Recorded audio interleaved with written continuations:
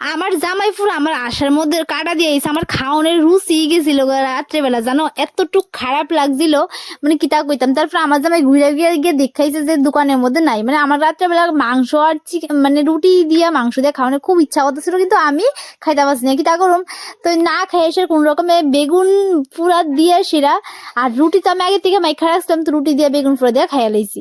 আর পরের দিন সকালবেলা লয়ে এসে দিকে মাংস, তো মাংসটা আমি ইউনিক টাইপের করে রান্না করতেছিলাম। তো আমি কিন্তু প্রথমে তেল দিয়ে দিকে মাংসটির ভাইজা লইছি, তারপরে ভাইজা ছিল, এরপর কিন্তু আমি মানে পেঁয়াজ আলু, তারপর অনেকক্ষণ পরে মশলা টসলা দিয়ে লাইটা মানে কষা কষা করে সেটা একটু ঝুলঝুল করে লাইছিলাম। দেখো মাংসের থেকে এত তেল বেরিয়েছে, আর মাংসটা কিন্তু চর্বিযুক্ত আসলো, যেটা খাইতে কিন্তু খুব টেস্ট লাগতেছিল। আর আমি কিন্তু কষাইনাটা খাইয়ে আমি ফিদে হয়ে গেছি পুরা, মানে এত স্বাদ হয়েছে আজকা কিতা কইতাম। মানে কাল কাজে খাইছি না, আজকে আরো বেশি স্বাদ লাগতেছিল যেমন লাগে। আর এদিকে একটু ঝুলঝুল করে নামাই লাইছি, কারণ আমি অন্য কিছু রান্না করতে